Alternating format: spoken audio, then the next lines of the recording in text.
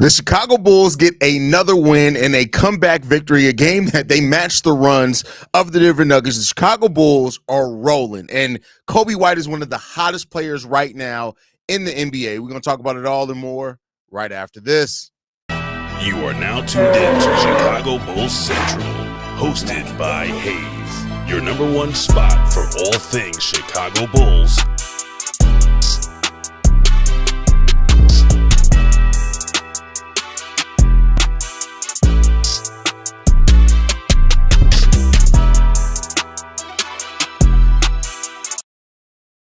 What's going on, Bulls fans? Welcome to another episode of Chicago Bulls Central, your number one spot for everything Chicago Bulls related. I'm the host, Sarah Hayes, but more importantly, you guys can follow the channel at Bulls Central Pod on every social media platform we happen to be on. With that said, let's go ahead and get into it for today. So the Chicago Bulls seal a victory, 129-119 over the Denver Nuggets.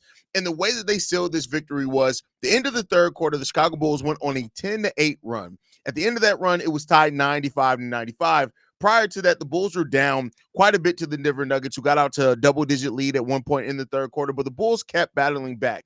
In the fourth quarter of this game, the Chicago Bulls, when they go on a run that was 28-12, and that completely separated that game. At that point, the Denver Nuggets were up 99-95. At the end of that run, the Chicago Bulls were up 123-111, and they never looked back after that point. This was an amazing game by the Chicago Bulls. Coby White, who had, I think, 24 points in the first half of this game. He finishes with 37 points on an efficient 11 of 22 shooting, 5 of 10 from three-point range. Oh, and by the way, he got to the free throw line 11 times today. That is important in looking at how Coby White is extending his game as a player. 3 assists, 4 rebounds, 2 steals, 1 block, 1 turnover. Coby White was a plus 14 on the court today.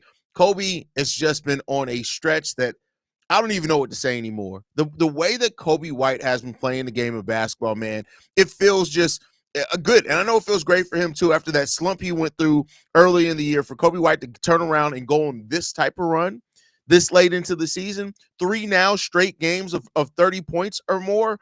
Coby's just playing extremely well right now, man, and this team is feeding off that energy. This is undoubtedly, at this point in time, this is Coby White's team. I don't know if you can even make a conversation for it being anything else. This is Coby White's team.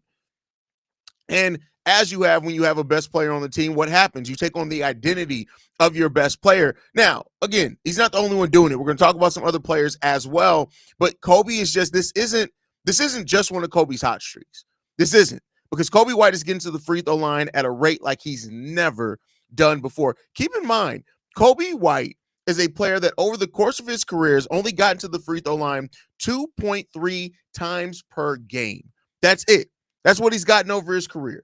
2.3 free throw attempts per game for his career. Over this stretch of basketball for Coby White, he's getting to the free throw line, I want to make sure I'm not tripping here, 7 times a game. 7 times a game, 2.5 times more than what he has for his career. That's what Coby White's doing right now. It's crazy. And that again, for a player that has sometimes cold shooting nights, that's what you want to see from Coby White, right? When your 3 ball isn't falling, when your shot's not falling and you can't find your rhythm, attack. It's what we've been asking Coby White to do for so long. Go into attack mode. Attack. Good things happen on the basketball court when Coby White is in attack mode. It's always been that way for the Bulls. And so now that he's coming to that realization himself on doing that more consistently, you're just seeing a Coby White that's impacting the game in so many ways for this Bulls team, and he's hard to stop when he does it that way. Coby White, this version that we're seeing of Coby White right now, and I know somebody said in the halftime hangout, well, I feel like we've seen this from Coby before. And to a degree, I can kind of understand what they mean by that, right? While I disagree, I can kind of understand what they mean by that in the sense that, well, Coby's gone through hot stretches before, but this one it just feels a little bit different. Like, it just feels a little bit different to see Coby White taking players off the dribble, getting to the free throw line in the manner in which he has. Like, it's all been hugely important for this Bulls team. And I just don't know how many of these wins the Bulls have if it's not Coby White playing the way that he has, right? Coby White, in the way that he's played basketball, man, has just been amazing to watch, yo.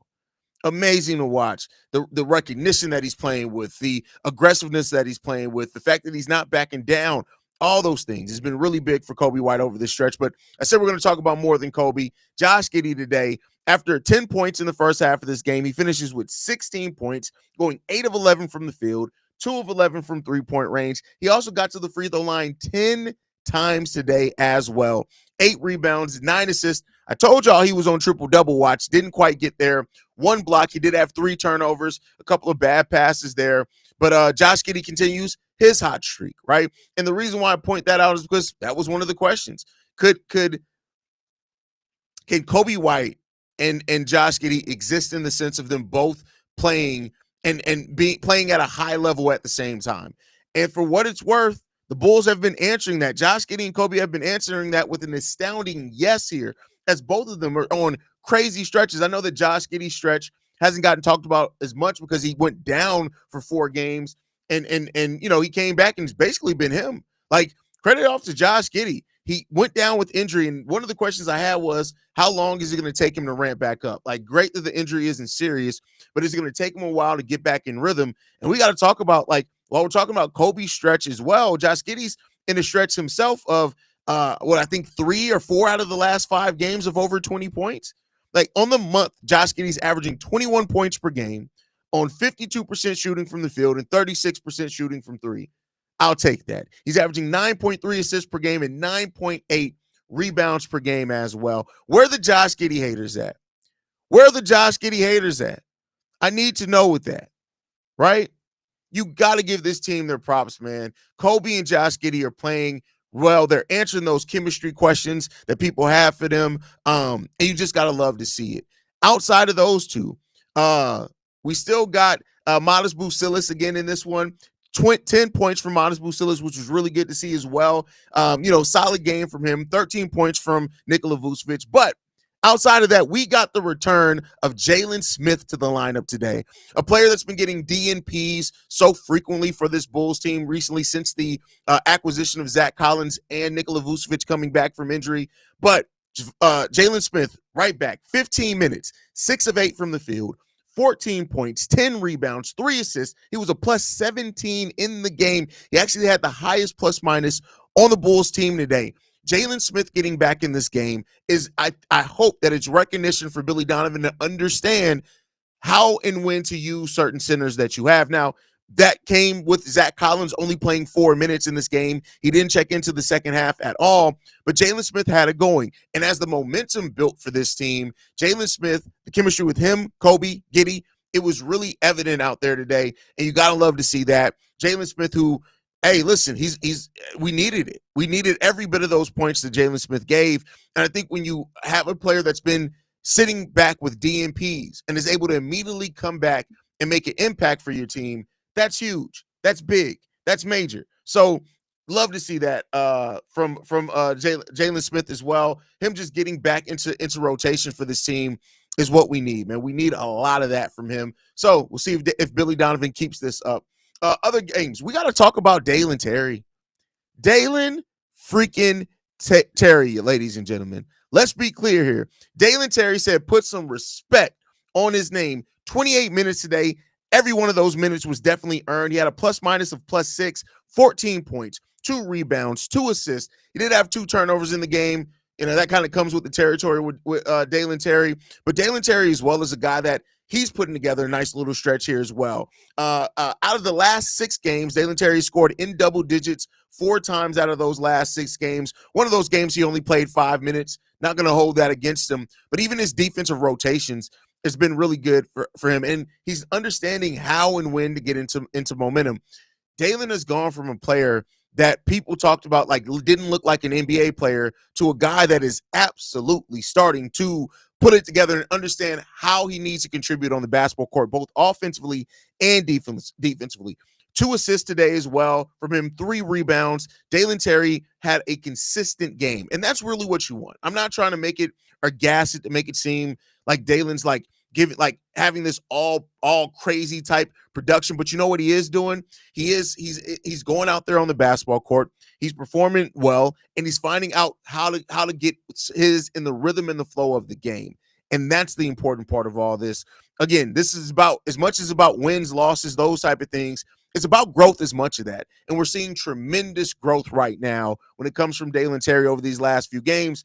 It's just up to him to keep doing it so he can stay in the rotation, because the minute he isn't as consistent with that, Billy Donovan's going to go to a Julian Phillips. He's going to go to another guy and move away from Dalen Terry. So it's up for Dalen to just keep that up and keep giving it, and we'll see what he has over the time as well. But really good from that. We got Eco Bean in the building, says Coby White is that dude. Listen, Coby is playing at, I'll say this, the way that Coby White's been playing really over the last 12 games is all-star caliber. Now, is he going to get it? That remains to be seen. We'll see how that ends up going for him, but he's definitely playing at an all-star caliber level, and you got to love seeing it from Coby White. Like, the Bulls need every bit of this. Every single bit of this they need, and we'll see if they can keep it up, man. I hope that they can. If they don't, it's going to get here's the thing, right? I know that many people, me included, amongst others, expected kind of, the Bulls to be at this point in the season to not be. Like this is their 32nd win on the year. I had the Bulls pegged in and predicted to win 34-ish games this season, and they're exceeding. They're blowing past that. No problems, right? And while, I get it that you still have our Bulls fans that are still focused on tanking, they have a damn near conniption every time the Chicago Bulls get a victory or a win or whatever it is. And I just look at it and say this. I'm more invested in what this team is growing here, right? I get it that, everybody had their chosen narratives and what they thought that the Bulls would do, but what you think a team would do and what they actually do can be two very different things. And that's fine. What we're seeing from this team is a team that they're understanding what and how they need to go about things. And for that, I'm not mad at it, right? Wins are going to come. Losses are going to come. The Bulls are going to struggle at times. The Bulls are going to look great at times. It is what it is when it comes down to that. But if you watch this team play basketball and you're mad because you want them to tank, or you want whatever your desired outcome was only, and you're not recognizing that this team is playing pretty damn good, embrace the win. I promise you, it feels good on this side of things. It feels good on this side of things.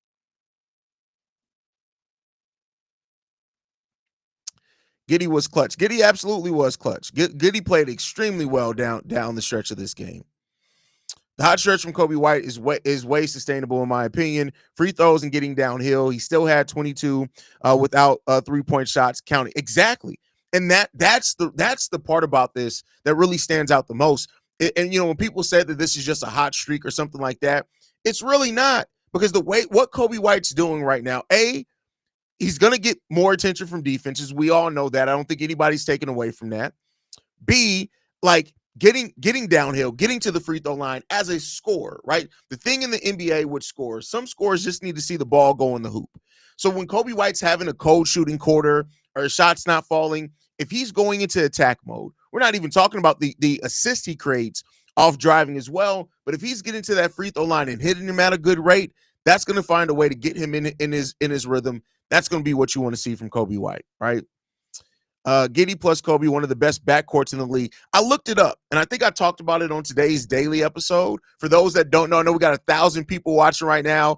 I'm the only truly daily Chicago Bulls channel, so if you want daily content, we're 4 years straight almost of dropping videos every single day. But outside the shameless plug is that if you look at the production with points scored, rebounds, assists, and points generated off assists, Coby White and Josh Giddey, since the All-Star break, have been like the third best backcourt in the league. Now, in no way am I saying that we need to assume that that's going to be hold out for a whole season, but it does give you a data point to look at it and say, hey, it may be something you need to look at here, right?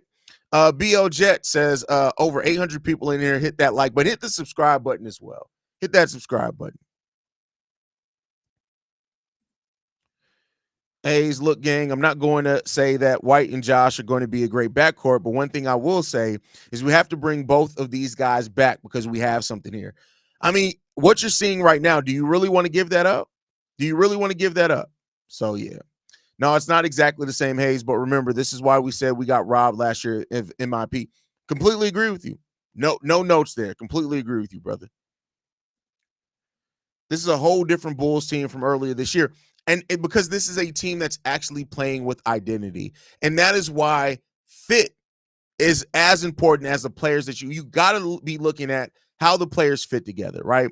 DeMar and Zach, they made it work as best they can, right? But then outside of that, you have players that didn't necessarily fit what we were trying to do at that team. We were trying to switch everything we couldn't switch, right?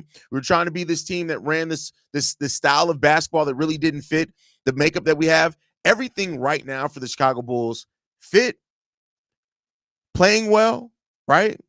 And they're being coached well. As much as I'm not a Billy Donovan guy, this is a team that's being coached extremely well right now, and you cannot take away from the way that Josh Giddey's been playing with this one, man. That Billy Donovan's been coaching this team. So, you mean Josh Giddey got 20? What did I say? I don't know what I said.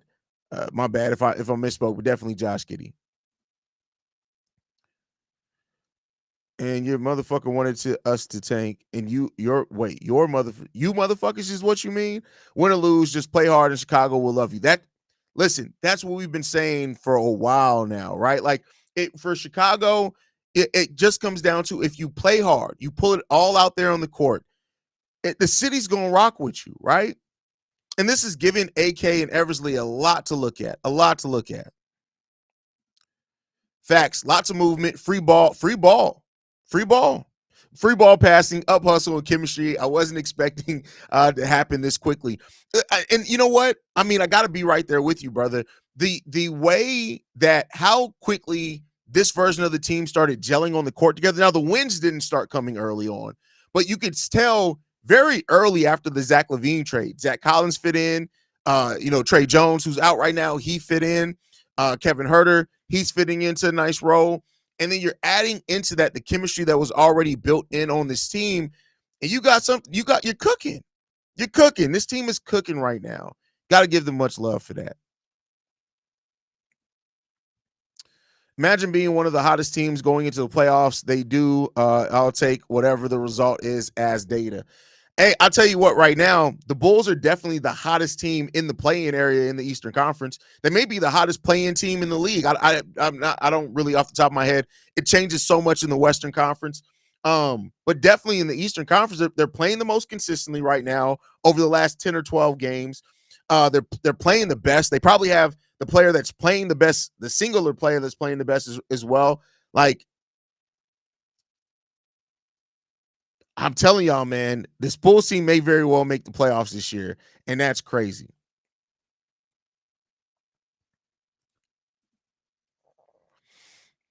Big game for Terry, except that one garbage drive. Yeah, I mean, listen, it's not going to all be perfect. So,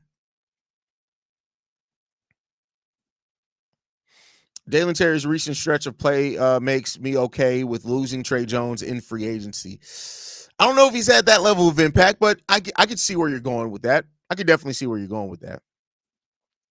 Bro, what's up with Patrick Williams? Is it just me, or every time the Bulls are up on their feet after a good player, P. Will is on the bench sitting in silence and doesn't? I think you're reading too much into that. I think that's just Patrick Williams' personality, to be 100% with you, bro. And I'm not trying to throw him any bail.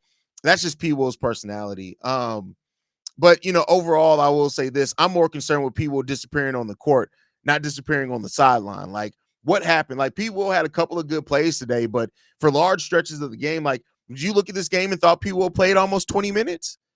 Like, he disappeared a little bit out there today, man. He got to be better than that.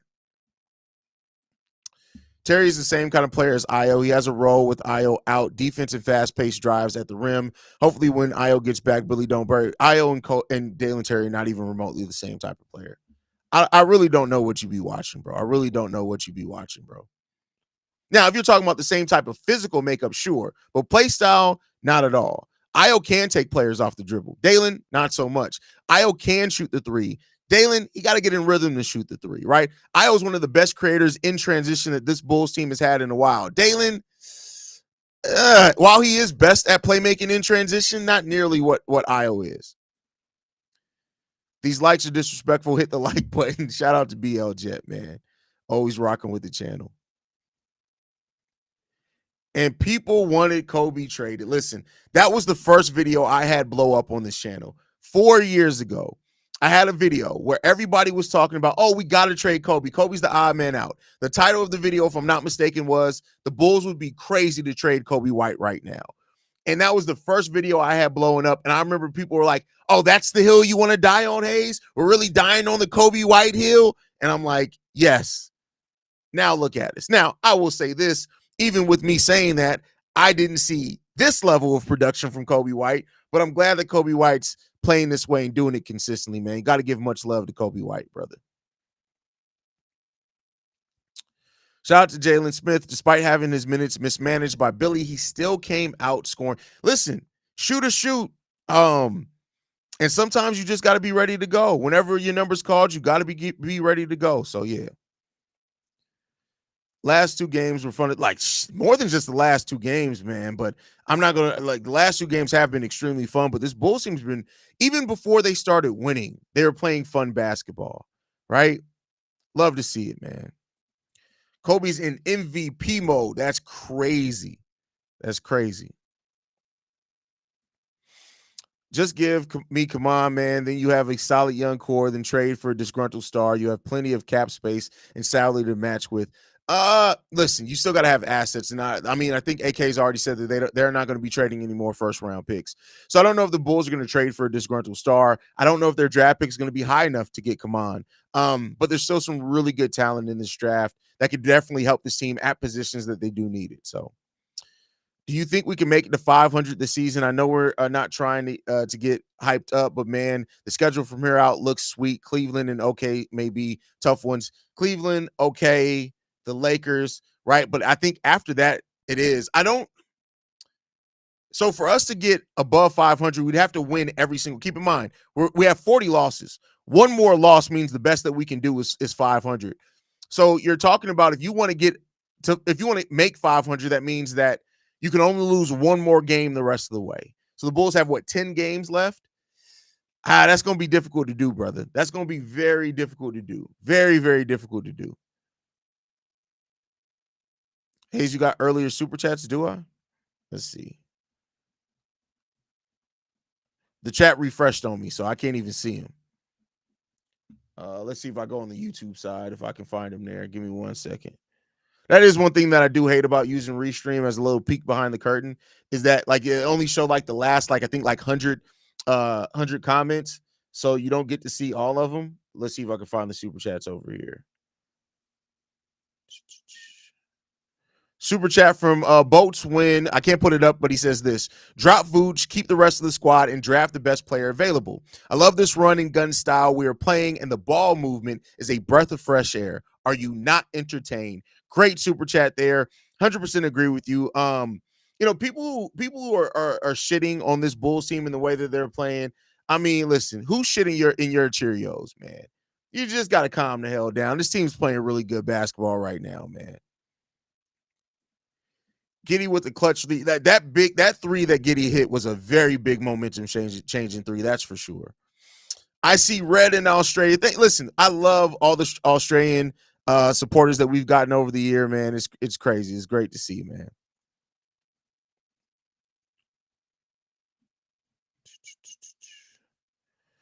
Even when Coby shoots, it doesn't seem like he's jacking up too many shots or changing the flow in the game by needing to constantly have the ball. So often the spreading shots around is fun to watch. Yeah, and it's fun for the players, right? I think that's why we're seeing the players have the impact that they're having as well, because it's fun for players when everybody gets to touch the ball. Everybody gets to share the rock, right? Everybody has a place in what's happening out there on the basketball court. So you're keeping everybody more engaged by doing that. And that's when you have like the creators that Josh Giddey and Coby White can be. Like the way that that Josh Giddey creates off drives and just gets players open, things like that. It's going to keep everybody fun. And Coby, with the way he's playing right now, it's creating open shots. We're moving off the ball way more frequently as well. All those things are really going in the Bulls' favor. Terry is shot like 70% threes in the last 4 games. That's crazy. That's crazy. Eric says, not going to lie, I was waiting for Modest to come in the fourth, but not even a look at the bench. Did Modest not play a single fourth quarter minute? Let's see. Yeah, he didn't. I mean, listen, here's the thing. I try not to knock Billy Donovan, when he's playing the rotation that has momentum, right? I try not to knock him for that. Yeah, I would love to see certain guys in there, but when you're playing the hot hand, which is something that, if we're being honest here, we haven't always been able to say that Billy Donovan's doing, right? Like, there's been a lot of times over the last handful of years where we're looking at Billy Donovan's rotations like, hey, why aren't you playing this guy? He was hot. So he did that today. So while I would love to see Modest get in there and play in the fourth quarter, I'm not really going to hold it against Billy Donovan because the lineup that he did decide to play was playing great. They were playing with momentum. They helped seal the victory, I should say. So I'm not really going to knock them too much for that. Not in this case. Remember that time people thought that Javon would start over Coby? But it wasn't because I doubted Coby. If you go back and look at it, it was because I thought that Coby White's scoring presence off the bench was going to be needed. That's the main reason why I thought Javon would start. I thought in the starting lineup with Zach and with DeMar and with Vooch, you wanted a point guard that didn't need a bunch of shots to be effective. But hey, I was wrong, and I have no problem admitting I was wrong, and I'm glad I was wrong. The way that Coby White has grown, it's been so fun to see. So, yeah, I was wrong on that one. And Javon Carter, there's a reason why I call him the ball-headed hoe, because that's how he plays. Never understood why Levine's play style didn't fit the team like this. It seems like his play style is perfect for this offense. Whatever, though, he's not on the team anymore. Well, I think this version of the team, he was fitting in. Like Zach was fitting in good this season because we did change the play style. Prior years, it was a little bit different. It's pretty different. Says I was there for that video, Hayes. That was, listen, that people were, and you know what is so different about things, and this is one thing in doing like YouTube for a while that you learn, is that when you're new and people look at that subscribe, like right or wrong, right? People look at that subscriber number and they think that's an indication of how much you know about basketball or know about the team. So because I was only maybe 200 subscribers in, people are automatically, oh, Hayes, you're crazy. What do you think that? That doesn't make any sense. If I was to drop a video similar to that now, right? If I was to drop a video, for example, of why the Bulls should not get rid of Dalen Terry, I think a lot of people would be like, I don't agree with you, Hayes, but I can see where you're coming from. People was coming for my neck in that video. For my neck. I'm telling y'all, they were trying to kill me. Kill me.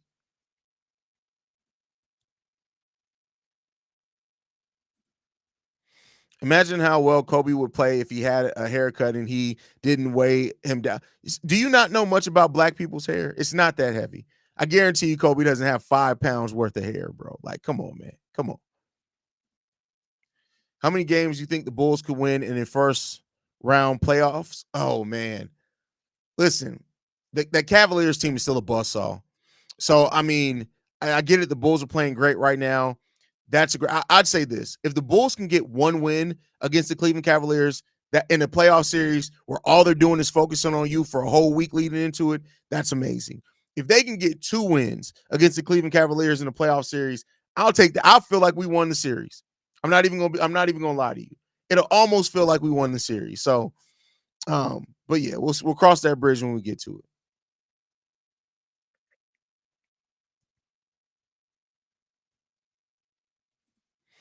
It's crazy how people are being disrespectful to Io now. Imagine if we had him, considering how the team is playing. Agree. Like, there's a lot of people. The Io DeSumo disrespect has been weird. I've been seeing so many comments lately of people saying things like, oh, well, we can get rid of Io now. It's like, what? What? But hey, it is what it is, man. This is a great point. Great point. The difference is this feels sustainable. It absolutely does. You're not wrong. You're not wrong, brother. You're not wrong at all. B Minor in the building says, bro, we acting like this is a top seed team. We're not. No, we're not. We're acting like this is a team that's been winning and competing. That's it. It's very simple. I've told you before, it's bad enough your name is Minor. You don't have your brain capacity doesn't have to be that of a minor. It doesn't have to be that. It just doesn't have to be that. Big Shy says, I really think the Bulls will repeat the beatdown they put on the Lakers on Thursday, with the Lakers being on a back-to-back. Could be. Could be. I'm not going to assume it, but definitely could be.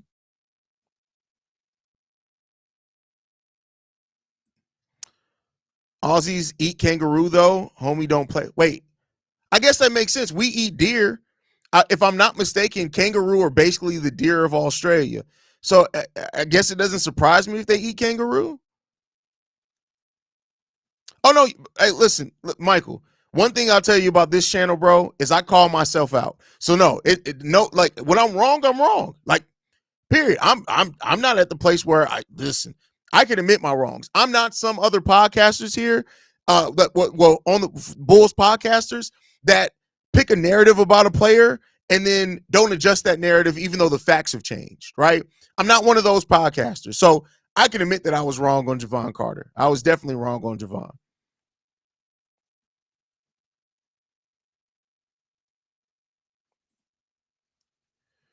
Better chance now that Bulls season lasts longer than Levine and DeRozan. That's crazy. At least you admit it. You can admit you're wrong. Other podcasts have egos to admit when they were wrong, especially about Giddey. Still, man, the people who don't want to admit that they were wrong about Josh Giddey is embarrassing. It's really embarrassing. It's embarrassing for the city. It's embarrassing for the fan base because how can't you admit that you were wrong about a player? Like what happens? Do you think somebody's going to walk into a room and be like, "Let me take your mic. Let me take your podcast feed. Let me take your camera. You were wrong about a player. Let me take all that."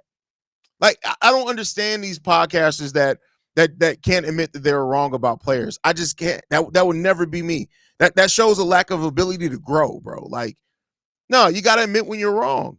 You got to admit when you're wrong. That's just my personal opinion.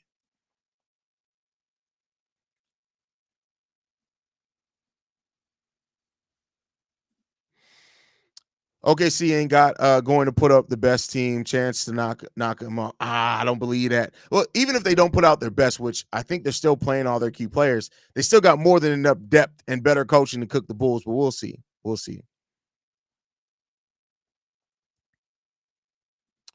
Kangaroo is awesome meat, probably equivalent to elk. Listen. I wasn't saying that to talk shit. I don't know. I've never had kangaroo meat, so. I truly believe we will make the playoffs, but I'm being real. We will win 1 or 2 games, but Coby going to show out and let the league know he's here to fucking stay. This is Coby's team. Coby easily my favorite. Here's the thing, right? If Coby finishes the season strong, and God forbid we do have a playoff run, and Coby plays well in it, Coby's going to get a lot of calls next year. He's going to get those free throw calls. He's going to get those 50-50 calls. That's the way that it's starting to go. Jai says, I appreciate that you admit being wrong. Makes me watch more. Hey, I was wrong, bro. I was wrong. He said, I ain't eating Bambi. What's up? And listen, I'm telling you, deer chili, deer steak. Listen, tap in. Tap in. Hey, it's the last long tenure Aussie in the Bulls has rings. He's a good luck charm, if nothing else.